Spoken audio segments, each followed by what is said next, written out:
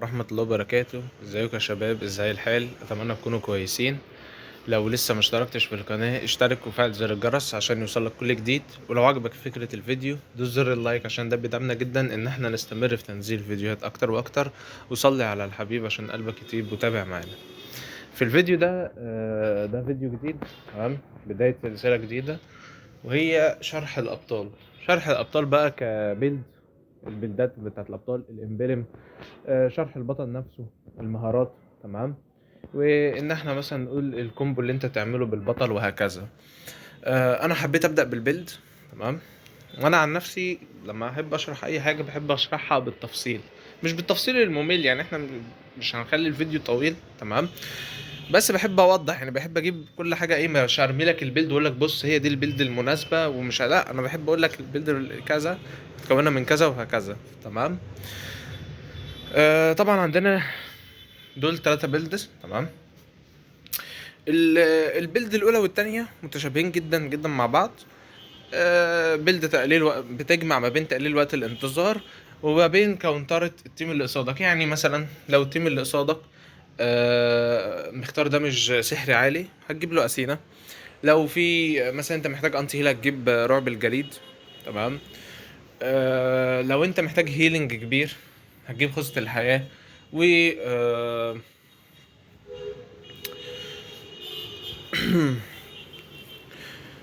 مثلا وفي حاجات بقى عندك، ايه، عندك اختياريه زي مثلا الخلود لو انت محتاجه، لو انت حاسس ان انت مثلا بالذات في الليت جيم قوي والموت، يعني لو مت خلاص فممكن تجيب الخلود. ممكن تجيب مثلا العتيق لو لو في ضدك ده مش جسدي عالي وهكذا، تمام؟ تقدر تبدل ما بين اتمات البيلد. بالنسبه للمميزات، انا مختار ميزه داعم. ليه الداعم؟ عشان 6% سرعة الحركة. لو انت بصيت في ميزة الدعم اخر ميزة اللي هي 6% سرعة الحركة، اطلس حاليا طبعا توب بان، تمام؟ ف السكند بتاعته بتزود سرعة حركته جدا، ومع 6% سرعة الحركة دي هتخلي اطلس سريع جدا جدا، تمام؟ وطبعا تقليل وقت الانتظار 10% برضو مفيدة جدا لاطلس. هنا البوتس اول حاجة مختارين اللي هي الرشاقة، تمام؟ دي بتزود له 4% من سرعة الحركة. وبعد كده مختارين هبة البرية، برضو بتزوده في سرعة الحركة بس هنا في الأدغال وفي في اللي هي في الأدغال ومناطق الوحوش وهكذا، تمام؟ يعني مش في اللينات. وبرضو ما يبقاش فيه لو في قتال على اللورد أو الترتل التأثير ده هيقل للنص. والانفجار ده يا جماعة ده مناسب للتنكات، او لو انت هتبني حاجات واخد هيلز ودروع كتير وهكذا، ده هيساعدك اكتر، هيزود دمجك اكتر، تمام؟ فهي مناسبة جدا للتنكات، لأن هنا بيقولك بص بمقدار 100 زائد 7% من إجمالي نقاط الحياة، فهي برضو مناسبة للأطلس بإن أجيب حاجات تنكية، فمنطقي يعني. دي بالنسبة للبيلد الأولى. بالنسبة للبيلد التانية نفس الحاجة تقريبا بالظبط، برضو تقليل وقت انتظار. بتجيب كاونترز على حسب اللي قصادك، مثلا درع أسينا لو عندك دمج سحري عالي وهكذا، تمام؟ ولكن هنا الفرق الوحيد، ايه الفرق الوحيد في الامبلم؟ ان انا مختار ميزة درع بدل الدعم. يعني اللي فاتت كنا مختارين الدعم دي، تمام؟ هنا احنا مختارين الايه، الميزة الامبلم، تمام؟ بتخليك دفاعي اكتر، نقاط حياة اكبر، دفاع جسدي وسحري اكتر، تمام؟ وبرضو حتى هنا مختار ايه، متانة اكتر، تمام؟ يعني هنا مثلا مختار المتانة بدل الرشاقة اللي هي كانت الجزمة اللي هي كانت دي، تمام؟ هنا مختارين الصلابة. الصلابة دي كل لما الهيلينج بتاعك يقل عن 50%، ان انت تستحمل ضرر او زيادة مقاومتك للدمج بتزداد بنسبة 5%. وبرضو نفس الانفجار لانه مناسب جدا لاطلس، تمام؟ فانت تختار الايتم دي امتى، وانت تختار امتى تختار الايتم بتاع البيلد الاولى او الايتم بتاع البيلد الثانيه اللي هي الميزه. يعني الايتم دي اللي هي الميزه تختارها في الاولى في حاله ان انت عايز موبيليتي اكبر، تمام؟ في حاله ان انت شايف ان تيم الاعداء ما عندوش دمج اللي هو واو يعني عالي، فبالتالي مش محتاج متانه.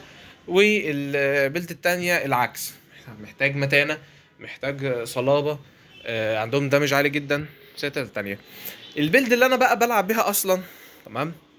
ودي البيلد اللي انا يعني بعد فيديوهات وبعد تدوير بلعب بيها باطلس. يعني لما انا بلعب باطلس ولا بلعب بالاولى ولا بلعب بالتانية، مع ان هم مفيدين وكل حاجه، لكن انا دي البيلد بتاعتي بقى اللي انا بلعب بيها باطلس، ودي مش اظنش هتلاقيها عند اي حد، تمام؟ وهي البيلد اللي هي الاخيره دي.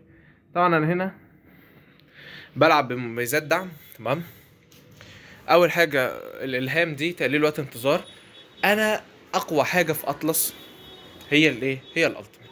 البيلد دي يا جماعه هدفها ان انا اعمل الالتيميت كل شويه، فبالتالي اقدر اعمل الالتيميت على مجموعه عادي 2 3 او 4، او اقدر اعمل الالتيميت على واحد، لانه عملت على واحد هو 20 ثانيه وهتلاقي الالتيميت رجع تاني.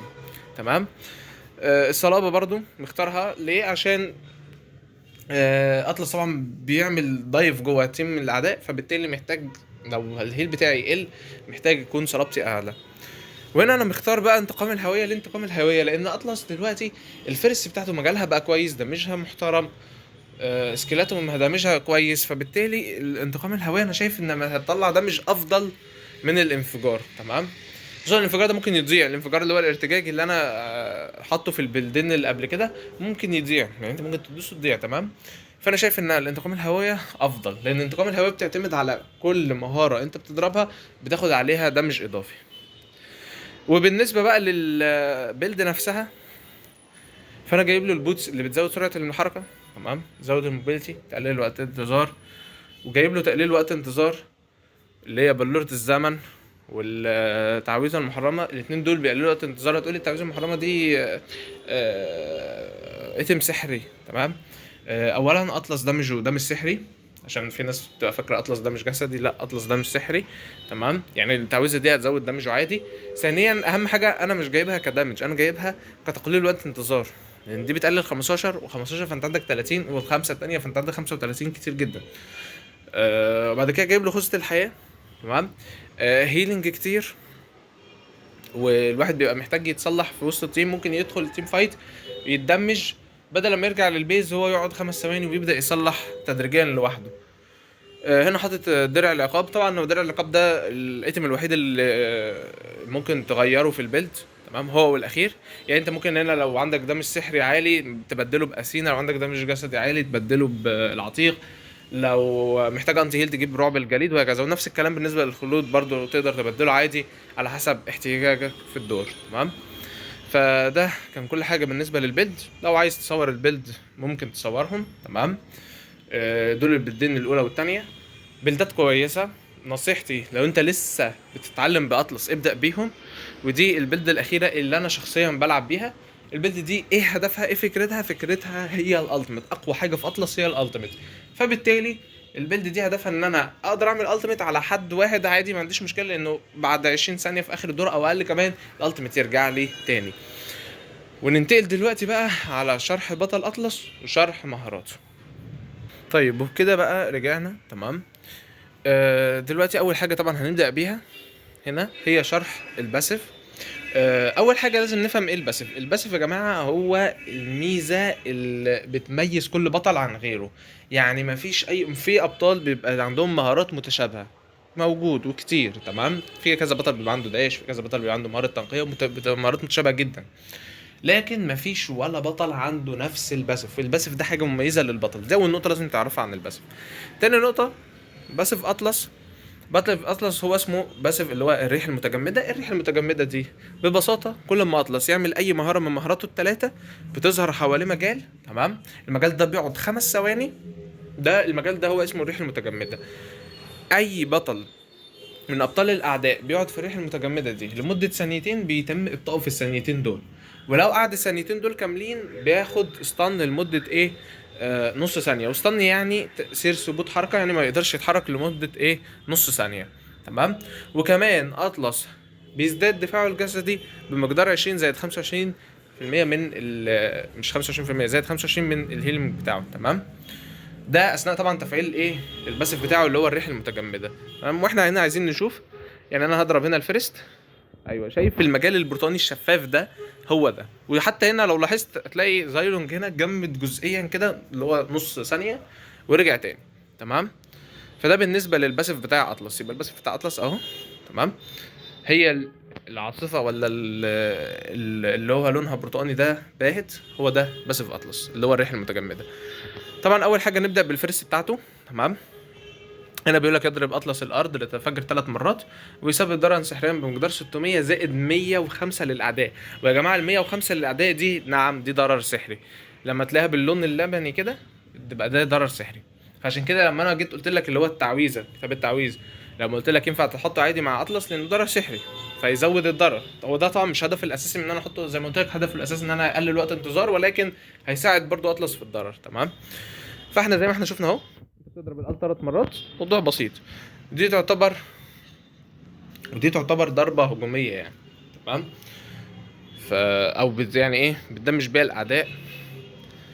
لو انت بتهجم ممكن برضو تحاول تدمج بيها الاعداء وانت بتدافع، بالتالي ان انت تفعل الباسف فايه فتبطئهم. تمام. بيقول لك وضع الانقسام اذا كان اطلس خارج التيم سيستخدم هو والآلة. هنا لو ما في السكند، تمام، هنفهم الموضوع ده في السكند. يعني انت في السكند هنا، تمام، بتنقسموا. فهنا انت لو دوست الفيرست هتلاقي ايه، انما النسختين المنقسمين اذا كان الدرع او اطلس نفسه اللي هو الاخطبوط ده، الاثنين عملوا الفيرست مع بعض. تمام. يبقى انت ممكن تعملها بشكلين، يا اما لوحدها كده، ولو عملت السكند ودوستها على طول هتلاقي كل واحد عملها مره. طيب السكند بتاعت اطلس، تمام، ودي يعتبر من اهم الضربات عند اطلس. انما هو اطلس بيدخل في وضع الانقسام. طبعا وضع الانقسام من اسمه بينقسم، الجزئين بينقسموا عن بعض. تمام. وبيحصل على سرعه حركه بنسبه 40%. عشان كده في ناس بتخليه دعم، وعشان كده زي ما انا قلت لك البيلد الاولى كنت عامله دعم عشان ازود سرعه الحركه، بيعتمدوا على الجزئيه دي. فسرعه الحركه بتاعت اطلس في الحاله دي بالبيلد الدعم بتكون سريع جدا. تمام. فممكن يلحق اي حد بيهرب. ومنع تأثيرات الإبطاء في هذا الوضع. طبعا لتأثيرات الإبطاء مش تأثيرات السيطرة، تأثيرات الإبطاء اللي هو أي تأثير إبطاء بقى، زي بتاع أطلس مثلا في الباسيف بتاعه اللي هو الجزء الثانيتين اللي بتبدأ فيهم. لكن تأثير سيطرة كامل زي الستان وكده عادي، هتاخد الستان عادي. ستقوم الآلة باللحاق به بسرعة، تمام، متزايدة، لأن أطلس في هذا الوضع سوى بتأثير القمع. تمام.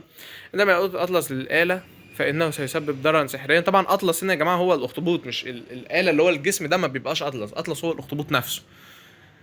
طبعا هيسبب ضررا سحريا بمقدار 420 زائد 84. برضه 84 ده من الضرر السحري. عشان كده بقول لك الضرر السحري بيساعد جدا لأطلس لأنه ضرر سحري. الأعداء القريبين ويشلهم لمدة 0.8 ثانية. باختصار يدوم ستان. يعني انت هنا اهو بتعمل، تمام، اول لما تخبط في العدو بياخد ستان. ان اهو بص، اول لما يخبط فيه ياخد ستان. مش اول لما يخبط في الزايلونج، لا، اول لما الاثنين يخبطوا في بعض، يعني اول لما الاثنين يلزقوا في بعض تاني الانقسام يخلص. اهو بص ركز معايا كده، اول لما الانقسام يخلص ياخد ستان. تمام. بينما هنا بيقولك وضع الانقسام يشارك أطلس مع الآلة نفس نقاط الحياة، وسيتلقى 50% من الضرر المتلقي فقط في هذا الوضع. يعني هو بيدمج مثلا خد دمج 1000، لا، لما يجي يخرجه من الانقسام هيلاقي نفسه خد دمج ايه 500، وهكذا. اخر مهارة وهي اهم مهارة الأطلس اصلا، وهي أطلس يعتبر وهي الالتيميت. تمام. هنا بيقولك يطلق أطلس السلاسل على كل الأعداء القريبين ويبدأ الشحن. تمام. يمكن إيقافه فقط بواسطة تأثير قمعي. يعني تأثير القمع ده يا جماعة استن قوية جدا، زي استن مثلا فرانكو، استن كاجا بتاعت زمان. طبعا دلوقتي الموضوع بقى مختلف، يعني كاجا دلوقتي خد تعديل اوكي، فاهم. تأثير قوي يعني، استن قوية جدا. تمام. ويسبب ضررا سحريا بمقدار 475 زائد 78 قلنا من باللون اللبني يبقى ده ضرر سحري للأعداء المصابين، ويبتئ بمقدار 40% لمدة ايه، لمدة 3 ثواني. تمام. عند استخدام هذه المهارة مرة أخرى أثناء الشحن يسبب أطلس لكل الأعداء نحوه، ثم يلقي بهم في المنطقة المحددة، ويسبب لهم ضررا سحريا بمقدار 760 زائد 189 من الضرر السحري. عند استخدام هذه المهارة في وضع الانقسام ستعود الآلة إلى أطلس على الفور، لكن سيستبدل تأثير الشلل بتأثير الإبطاء بمقدار 40. مش احنا قلنا إنما السكند بتعمل ستان؟ لا، بدل ما تعمل ستان هتعمل تأثير الإبطاء اللي هو بمقدار 40%. طبعا الألتيميت زي ما أنت شايف تمسك هو بيتدهب، بعد كده بيروح للمنطقة اللي أنا محددها. يعني أنت لو شفت الدورية اللي أنا كنت محدد مكانها فهو بيروح للمنطقة دي، يعني هنا مثلا. تمام. وهكذا. وهنا طبعا مش هتفرق معاه العدد، يعني مثلا نحط أي عدد، نحط واحد هنا كمان، واحد هنا كمان. تمام. مش هتفرق معاه العدد، يعني هنا بص كلهم هيروحوا للنقطة دي، وده التجميع. طبعا بالنسبة لكومبو أطلس، كومبو بسيط جدا. سكند، تمام، فيرست، التيميت. ده لو انت يعني مش مستعجل في الكومبو، او مش هما بيهربوا، او مش تجميع مفاجأة. تمام. فساعتها بتعمل الكومبو ده. لكن لو نفترض مثلا نبعد عنهم شويه، نفترض ان انت بتطارد او دي تجميع مفاجاه، فانت بتعمل سكند. تمام. بعد كده بتعمل فليكر التيميت فيرست. الموضوع بسيط جدا وهتحفظ هنا مثلا سكند وفيرست تاني بعد لما تخلص الكومبو وهكذا. تمام. فيبقى الكومبو بتاع اطلس بسيط: سكند، التيميت، فيرست. ده برضو كومبو عادي تاني. لكن لو هم بيهربوا منك، فهتعمل ايه؟ فهتعمل سكند، فليكر التيميت، فيرست. مش هتستنى السكند بتاعتك تخبط فيهم باختصار. تمام. وبالمناسبه اطلس دلوقتي ميتا. ركزوا في اللعب بيه.